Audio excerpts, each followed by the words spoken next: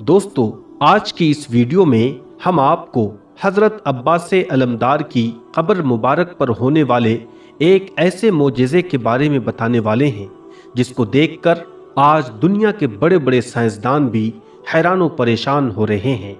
और वो मोजज़ा ये है कि हज़रत अब्बास अलमदार की कब्र मुबारक से लगातार 1400 सालों से पानी निकल रहा है।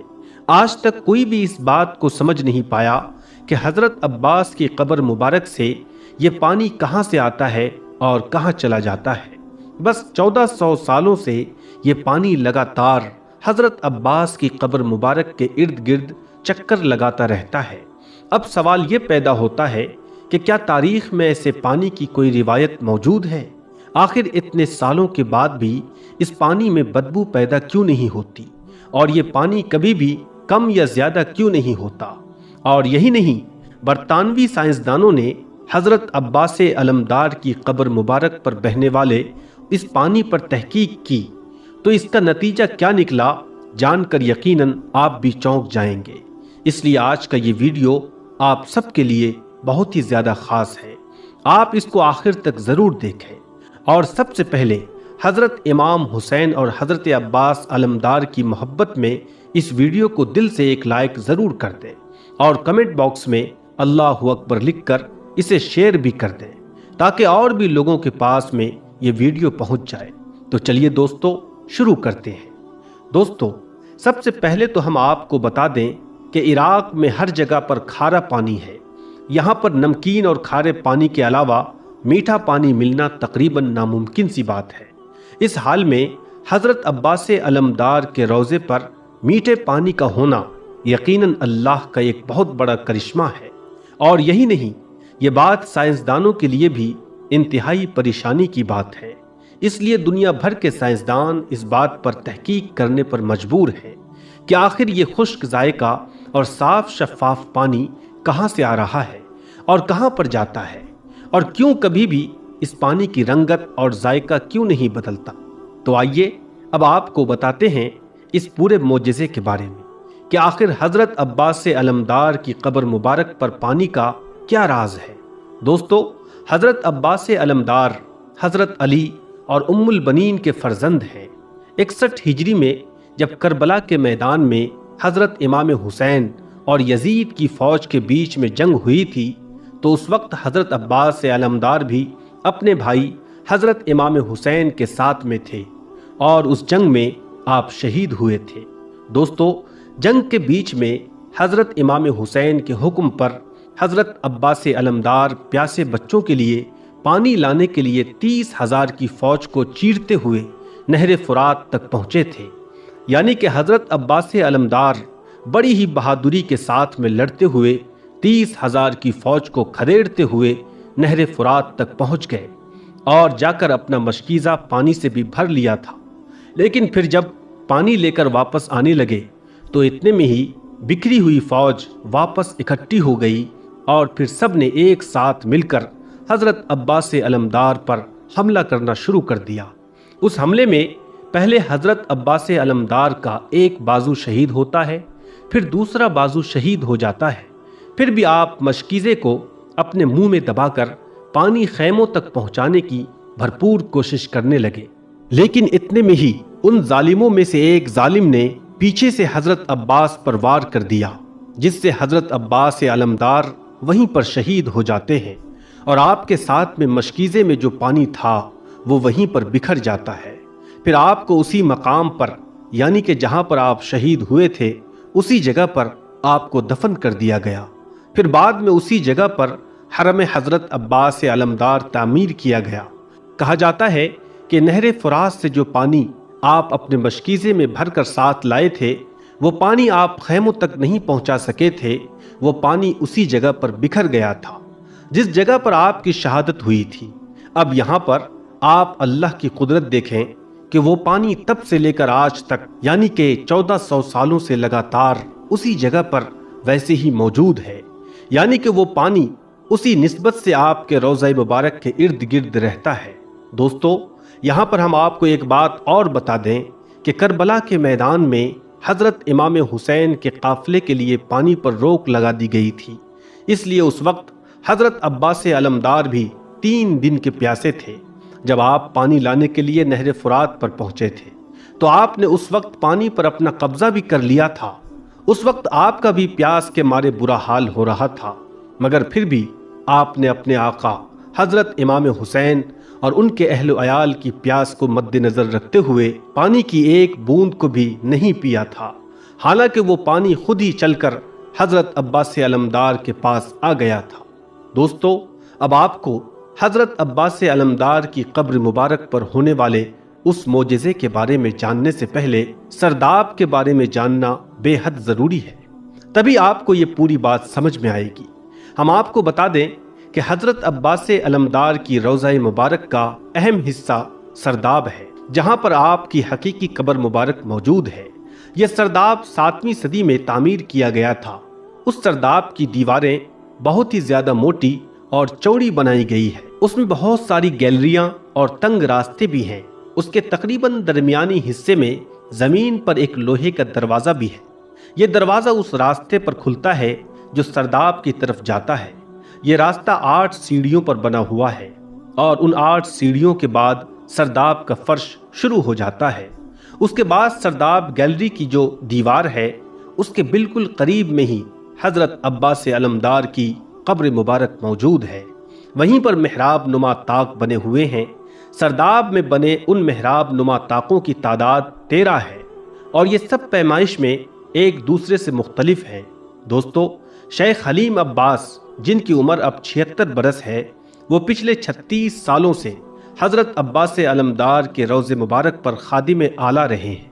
انہوں نے اپنی کتاب روضہ ابو الفائز میں لکھا ہے کہ پہلے سرداب میں یہ پانی چشموں کی صورت میں بہتا تھا، یعنی کہ یہ ایک طرف سے آ کر دوسری طرف چلا جاتا تھا اور پھر 400 سالوں تک یہ پانی ایسے ہی چلتا رہا۔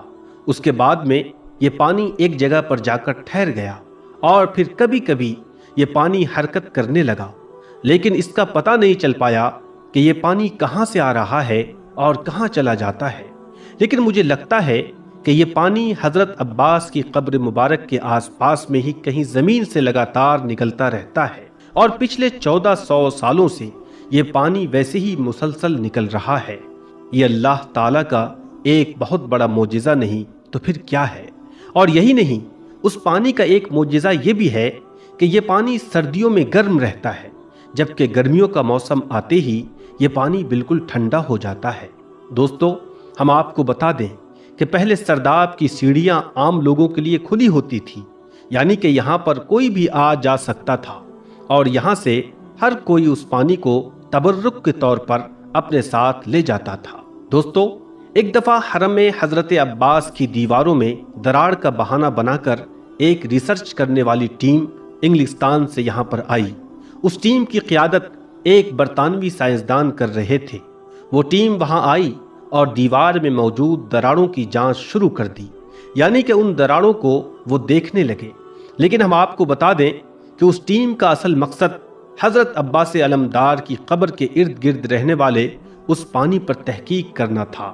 اس حوالے سے جیمز ووڈ نے اپنی کتاب دی ٹروتھ میں لکھا ہے کہ جیسے ہی ہم نے حضرت عباس علمدار کی قبر مبارک کے ارد گرد چند فٹ تک زمین کی کھدائی کی تو ہم سب لوگ حیران رہ گئے، کیونکہ جیسے ہی ہم نے چند فٹ کی کھدائی کی تو وہاں سارا کا سارا پانی ان سوراخوں میں چلا گیا۔ یہ دیکھ کر ہم سب حیران رہ گئے۔ ہمیں وہ پانی جاتا ہوا تو دکھائی دے رہا تھا، لیکن کہاں سے نکل رہا ہے اس نکلتے ہوئے پانی کے بارے میں ہم نہیں جان سکے۔ لیکن ہماری اس ریسرچ میں ایک بات تو طے ہو گئی کہ یہ پانی کوئی عام پانی تو نہیں ہو سکتا، یہ پانی تو اللہ کی قدرت کا ضرور کوئی کرشمہ ہے، کیونکہ ہم نے دیکھا کہ وہاں پر نہ ہی کوئی چشمہ ہے اور نہ ہی کوئی جھرنا ہے۔ دوستو، اب ہم آپ کو یہ بھی بتا دیں کہ پچھلے 50 سالوں سے یہ پانی اپنی ایک سطح برقرار رکھی ہوئی ہے۔ اب یہ پانی اس سطح سے نہ ہی کبھی کم ہوتا ہے اور نہ ہی کبھی زیادہ ہوتا ہے۔ شیخ حلیم عباس لکھتے ہیں کہ دنیا کے کسی بھی کونے میں پانی اگر 1 مہینے سے زیادہ ایک جگہ پر پڑا رہتا ہے تو پھر وہ پانی بدبودار ہو جاتا ہے، لیکن اس سرداب کے بند ہونے کے باوجود بھی یہ پانی کبھی بھی بدبودار نہیں ہوا ہے، بلکہ یہ پانی خوشبودار ہوا ہے اور ساتھ ہی یہ پانی میٹھا بھی بہت زیادہ ہے۔ اس کے علاوہ اس پانی کی سب سے بڑی خصوصیت یہ ہے کہ اس پانی کی سطح قبر کی دیواروں سے اونچی ہونے کے باوجود بھی پانی کبھی بھی قبر مبارک میں داخل نہیں ہوتا۔ دوستو، یقیناً اللہ تعالیٰ کا یہ ایک بہت بڑا معجزہ ہے جسے آج لوگ اپنی آنکھوں سے دیکھ رہے ہیں۔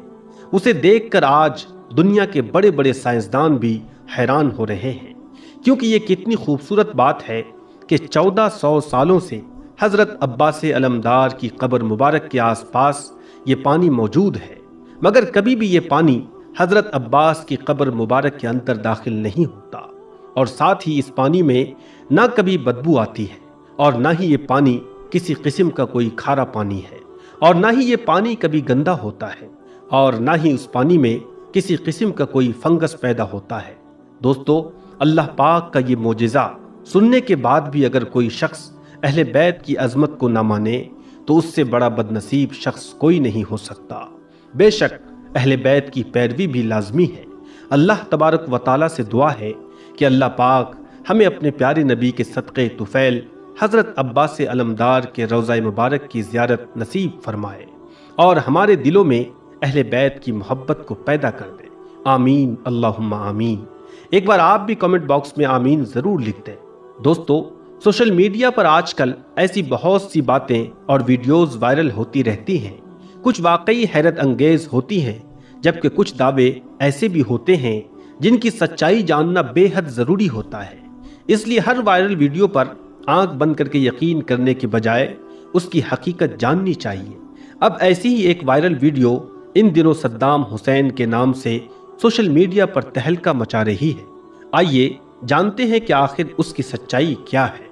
دوستو، جیسا کہ آپ سب کو معلوم ہے کہ صدام حسین کو امریکہ نے 2006 میں پھانسی کے پھندے پر چڑھا دیا تھا، یعنی آج سے تقریباً 18 سال پہلے امریکہ نے صدام حسین کو پھانسی دی تھی۔ اب جس شخص کو اس دنیا سے گئے ہوئے تقریباً 18 سال کا وقت گزر چکا ہو، اگر اس کے بارے میں یہ کہا جائے کہ وہ مرا نہیں ہے بلکہ وہ تو زندہ ہے، تو کیا آپ اس بات پر یقین کریں گے؟ کیا آپ اس بات پر بھروسہ کریں گے؟ ہرگز نہیں۔ لیکن دوستو، اس وقت صدام حسین کو لے کر ایک ویڈیو سوشل میڈیا پر بہت ہی زیادہ تیزی کے ساتھ وائرل ہو رہی ہے، جس میں صدام حسین خود یہ کہتے ہوئے نظر آ رہے ہیں کہ میں مرا نہیں ہوں بلکہ میں تو زندہ ہوں۔ امریکہ نے جس شخص کو 2006 میں پھانسی دی تھی وہ میں نہیں تھا بلکہ وہ میرا کوئی ہم شکل تھا۔ صدام حسین کے اس ویڈیو نے پورے سوشل میڈیا پر تہلکہ مچا کر رکھ دیا۔ آج ہر کوئی صدام حسین کے اس ویڈیو کو دیکھ کر حیران ہو رہا ہے۔ آج کی اس ویڈیو میں ہم آپ کو اسی ویڈیو کی پوری حقیقت بتانے والے ہیں۔ سچائی جان کر یقیناً آپ بھی حیران رہ جائیں گے، اس لیے آج کی یہ ویڈیو آپ سب کے لیے بہت ہی زیادہ خاص ہے۔ آپ اس کو آخر تک ضرور دیکھیں۔ سب سے پہلے تو ہم آپ کو بتا دیں کہ صدام حسین کون تھے اور امریکہ نے ان کو پھانسی کیوں دی، اس کے پیچھے کیا وجہ تھی۔ پھر ہم آپ کو اس وائرل ویڈیو کی پوری سچائی بتائیں گے، اس لیے آپ اس ویڈیو کو ذرا بھی اسکپ مت کیجیے گا۔ دوستو، صدام حسین عراق کے سب سے طاقتور مسلم حکمران تھے۔ صدام حسین نے اپنے دور میں عراق کو سب سے مضبوط طاقت والا ملک بنا دیا تھا۔ یہی وجہ ہے کہ صدام حسین کے دور حکومت میں عراق کے لوگ بہت خوشحال زندگی گزار رہے تھے۔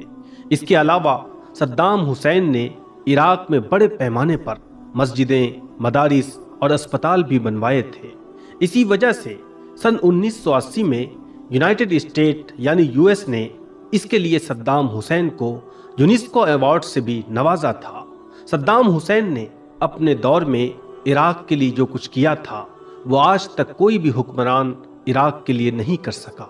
صدام حسین کے دور حکومت میں عراق سائنس اور ٹیکنالوجی کے میدان میں آسمان کی بلندیوں تک پہنچ گیا تھا۔ اس کے علاوہ صدام حسین نے اپنی حکومت میں بڑے پیمانے پر لیبارٹریاں بنوانے کا کام بھی کیا تھا، جن سے بہت سارے مسلم سائنسدان پیدا ہونے لگے تھے۔ اور یہی نہیں، صدام حسین کی حکومت میں عراق جدید میزائلز بنانے میں بھی کامیاب ہو گیا تھا، جس کو دیکھ کر अमेरिका जैसा ताकतवर मुल्क भी कांपने लगा था। इन्हीं बातों को देखते हुए फिर अमेरिका ने कई बार सद्दाम हुसैन को मारने की कोशिश भी की। यानी कई बार अमेरिका की तरफ से सद्दाम हुसैन के कत्ल की साजिशें भी रची गई, मगर अमेरिका हर बार अपने मकसद में नाकाम रहा। इसकी सबसे बड़ी वजह यह थी कि सद्दाम हुसैन के सिक्योरिटी बहुत ही ज़्यादा मजबूत थी। सद्दाम हुसैन के सैकड़ों हमशक्ल थे, इसलिए सद्दाम हुसैन जब भी कभी अपने घर से बाहर निकलते तो पहले उनके हमशक्ल को गाड़ियों के जरिए रवाना किया जाता था, ताकि दुश्मन की नज़र सद्दाम हुसैन पर न पड़ सके और सद्दाम हुसैन को हर खतरे से महफूज रखा जा सके। इसके अलावा हम आपको ये भी बता दें कि सद्दाम हुसैन इराक के पहले ऐसे हुक्मरान थे जिनकी हर चीज़, हर खाने पीने की चीज़ को साइंसदान और डॉक्टर चेक किया करते थे। इसके बाद ही वो खाना पीना सद्दाम हुसैन को दिया जाता था। इस तरह देखा जाए तो सद्दाम हुसैन ने अपनी पूरी जिंदगी इराक को एक मजबूत और ताकतवर मुल्क बनाने में लगा दी थी। सद्दाम हुसैन के बारे में कहा जाता है कि उन्होंने अपनी पूरी जिंदगी में कभी भी किसी रात सुकून की नींद नहीं ली थी। सद्दाम हुसैन कब और कहां होंगे ये बात खुद उनके अलावा किसी और को मालूम नहीं होती। दोस्तों, सद्दाम हुसैन ने अपने दौरे हुकूमत में सिर्फ एक ही साल में इतने ज़्यादा कारनामे अंजाम दिए थे जिसे देखकर अमेरिका जैसा ताकतवर मुल्क भी कांपने लगा था और डरने लगा था कि कहीं सद्दाम हुसैन एटम बम न बना ले, कहीं इराक भी एटमी ताकत वाला मुल्क न बन जाए। इसी खौफ की वजह से फिर अमेरिका ने एक बहाना बनाकर इराक पर हमला कर दिया था। फिर आखिर में अमेरिका और बरतानिया ने मिलकर सद्दाम हुसैन पर 148 लोगों को कत्ल करने और एटमी हथियार रखने का इल्ज़ाम लगा दिया था और फिर इराक पर अपनी अपनी फौजें उतार दी थी। इसके बाद जॉर्ज बुश के इशारे पर सद्दाम हुसैन पर मुकदमा चलाया गया ताकि वो सद्दाम हुसैन की बढ़ती हुई ताकत को रोक सके। अमेरिका ने सद्दाम हुसैन के 2 वकीलों का इसलिए कत्ल करवा दिया था क्योंकि वो दोनों सद्दाम हुसैन की वकालत कर रहे थे। फिर आखिर में सद्दाम हुसैन के खिलाफ फैसला सुनाने से बिल्कुल पहले जज को भी तब्दील कर दिया गया था। फिर वही हुआ जैसा अमेरिका और इस्लाम के दुश्मन चाहते थे। आखिरकार 30 दिसंबर 2006 को सद्दाम हुसैन को फांसी देने का फैसला सुना दिया गया। फांसी से बिल्कुल पहले सद्दाम हुसैन ने वज़ू किया, नमाज अदा की और फिर कुरान मुक़द्दस की तिलावत की। फिर अपने चेहरे पर मुस्कुराहट लिए सद्दाम हुसैन फांसी के फंदे की तरफ बढ़ते चले गए। और एक अजीब सी बात यह है कि उस वक्त सद्दाम हुसैन के दाएं हाथ में कुरान पाक था और बाएं हाथ में एक तस्बीह और एक जाए नमाज थी। फांसी पर चढ़ने से बिल्कुल पहले सद्दाम हुसैन ने कुरान मुक़द्दस जल्लाद के हवाले किया और अल्लाहु अकबर के नारों के साथ फांसी के फंदे तक पहुंच गए। मजमे में खौफ और सन्नाटे का माहौल था, लेकिन सद्दाम हुसैन के चेहरे पर एक अलग ही किस्म का सुकून नजर आ रहा था। दोस्तों, जिस दिन सद्दाम हुसैन को फांसी दी गई थी वो दिन जिलहिज्जा की 10 तारीख थी, यानी ईद उल अजहा का दिन था। उस दिन मुसलमान लोग अपने अपने घरों में जानवरों की कुर्बानी दे रहे थे, जबकि सद्दाम हुसैन खुद अपनी जान की कुर्बानी पेश कर रहे थे। प्यारे दोस्तों, सद्दाम हुसैन वो पहले इंसान थे जिनकी मौत का मंजर पूरी दुनिया ने लाइव देखा था, मगर लोग फिर भी इस बात को मानने के लिए तैयार नहीं हुए कि सद्दाम हुसैन को फांसी दी जाएगी और दी जा चुकी है और वो अब हमारे दरमियान मौजूद नहीं है। बल्कि लोगों ने ये कहना शुरू कर दिया था कि सद्दाम हुसैन तो अभी जिंदा है। जिस शख्स को अमेरिका ने फांसी दी वो तो सद्दाम हुसैन का कोई हमशक्ल है और इस बात को मजीद हवा अब जाकर मिली है। यानी सद्दाम हुसैन की फांसी को आज तकरीबन 18 से 20 साल का वक्त गुजर चुका है, लेकिन इस वक्त सद्दाम हुसैन का एक ऐसा वीडियो सामने आया है जिसमें सद्दाम हुसैन खुद ये दावा कर रहे हैं कि वो मरे नहीं बल्कि जिंदा है। इस वीडियो ने पूरे सोशल मीडिया पर तहलका मचाकर रख दिया है। इस वीडियो को देखते हुए लोग कहने लगे कि सद्दाम हुसैन मरे नहीं बल्कि सद्दाम हुसैन तो अभी जिंदा है और अब सद्दाम हुसैन دنیا کے سامنے بھی آ چکے ہیں۔ ساتھ ہی لوگوں کا یہ بھی کہنا ہے کہ آج سے تقریباً 20 سال پہلے امریکہ نے جس شخص کو پھانسی دی تھی وہ صدام حسین کا کوئی ہم شکل تھا، یعنی وہ خود صدام حسین نہیں تھے۔ دوستو، اس وقت صدام حسین کا یہ ویڈیو سوشل میڈیا پر بہت ہی زیادہ تیزی کے ساتھ وائرل ہو رہا ہے۔ اسے خوب شیئر کیا جا رہا ہے اور دعویٰ کیا جا رہا ہے کہ دیکھو صدام حسین زندہ ہے اور اب دنیا والوں کے سامنے بھی آ چکے ہیں۔ اب ہم آپ کو اس ویڈیو کی حقیقت بتاتے ہیں، اس کی سچائی بتاتے ہیں، جان کر یقیناً آپ بھی حیران رہ جائیں گے۔ دوستو، جیسا کہ آپ سب کو معلوم ہے کہ صدام حسین کو آج سے تقریباً 18 سے 20 سال پہلے پھانسی دی جا چکی ہے اور پھانسی کے وقت ان کی فوٹوگرافی، ویڈیوگرافی بھی کی گئی تھی۔ اور یہی نہیں بلکہ جب صدام حسین کی تدفین کی گئی تھی اس وقت کی ویڈیو بھی سامنے آئی تھی، جسے پوری دنیا کے لوگوں نے اپنے اپنے گھروں میں دیکھا تھا۔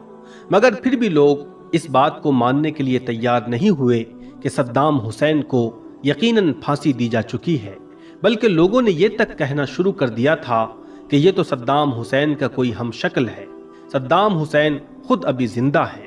مگر اب جو ویڈیو صدام حسین کے نام سے سوشل میڈیا پر وائرل ہو رہی ہے اس نے اس بات کو اور ہی زیادہ ہوا دی ہے۔ مگر ہم آپ کو یہ بات بتا دیں کہ سوشل میڈیا پر اس وقت جو ویڈیو وائرل ہو رہی ہے جس میں یہ دعویٰ کیا جا رہا ہے کہ صدام حسین ابھی بھی زندہ ہے، وہ ویڈیو مکمل طور پر فیک ہے، یعنی جھوٹی ہے۔ اس کی کوئی حقیقت نہیں، کیونکہ اس ویڈیو کو شیئر کرتے ہوئے لوگ کہہ رہے ہیں کہ یہ سعودی عرب کی ہے اور اس وقت صدام حسین سعودی عرب میں موجود ہے اور ابھی بھی زندہ ہے۔ تو ہم آپ کو بتا دیں کہ ہاں، یہ ویڈیو صدام حسین کی ضرور ہے اور سعودی عرب کی بھی ہے، لیکن یہ ویڈیو اس وقت کی نہیں ہے، بلکہ صدام حسین کی یہ ویڈیو 2003 کی ہے۔ 2004 میں صدام حسین کیمرے کے سامنے آ کر اپنا آخری انٹرویو دے چکے تھے۔ اس کے بعد وہ کبھی بھی کسی کیمرے کے سامنے نہیں آئے تھے، یعنی اس کے بعد وہ کبھی بھی دنیا والوں کی نظر میں نہیں آئے۔ اب جس ویڈیو کو لے کر یہ دعویٰ کیا جا رہا ہے دراصل وہ 2003 کی ویڈیو ہے۔ اس وقت صدام حسین ایک بار سعودی عرب گئے تھے اور وہاں انہوں نے ریگستان کا سفر بھی کیا تھا۔ یہ ویڈیو اسی 2003 کے سفر کی ہے اور اس ویڈیو کے اوپر جو آڈیو لگائی گئی ہے وہ بھی مکمل طور پر فیک ہے، یعنی جعلی ہے۔ اس ویڈیو کو ایڈٹ کیا گیا ہے اور اس کے اوپر جعلی آواز لگا دی گئی ہے، اور اب اسی ویڈیو کو صدام حسین کے زندہ ہونے کے دعوے کے ساتھ سوشل میڈیا پر بہت زیادہ شیئر کیا جا رہا ہے۔ لوگوں کو بتایا جا رہا ہے کہ صدام حسین مرے نہیں ہیں بلکہ ابھی بھی زندہ ہیں، جبکہ حقیقت اس کے بالکل برعکس ہے۔ حقیقت یہ ہے کہ صدام حسین کو 2006 میں ہی پھانسی دی جا چکی تھی اور اب وہ ہمارے درمیان اس دنیا میں موجود نہیں ہے۔ یہی اس بات کی اصل حقیقت ہے اور یہی صدام حسین کے بارے میں سچائی ہے۔ لیکن دوستو، سوشل میڈیا آج ایسا پلیٹ فارم بن چکا ہے جہاں لوگ بغیر کچھ سوچے سمجھے ہر بات کو شیئر کر دیتے ہیں۔ لوگ کسی بھی خبر یا ویڈیو کو آنکھیں بند کر کے ایسے ہی آگے بھیج دیتے ہیں جیسے انہوں نے وہ سب کچھ اپنی آنکھوں سے دیکھا ہو۔ خدا را ایسا مت کیا کریں۔ جب تک آپ کسی بھی بات کی سچائی نہ جان لیں اس وقت تک کبھی بھی خبر یا ویڈیو کو سوشل میڈیا پر شیئر نہ کریں، کیونکہ بعض اوقات جھوٹی خبریں لوگوں کو گمراہ کر دیتی ہیں اور سچائی کہیں پیچھے رہ جاتی ہے۔ اس لیے ہمیشہ کوشش کریں کہ کسی بھی خبر، تصویر یا ویڈیو کو آگے بھیجنے سے پہلے اس کی تصدیق ضرور کر لیں۔ اب آپ سب سے ہماری یہ گزارش ہے کہ آپ اس ویڈیو کو لائک کریں یا نہ کریں، مگر مہربانی کر کے اسے ضرور شیئر کر دیں تاکہ اور بھی لوگوں تک یہ سچائی پہنچ سکے اور وہ بھی اس وائرل ویڈیو کی حقیقت جان سکے، تاکہ کوئی بھی شخص جھوٹی خبروں اور غلط معلومات کا شکار نہ ہو اور ہر ایک تک صحیح معلومات پہنچ سکے۔ خدا حافظ۔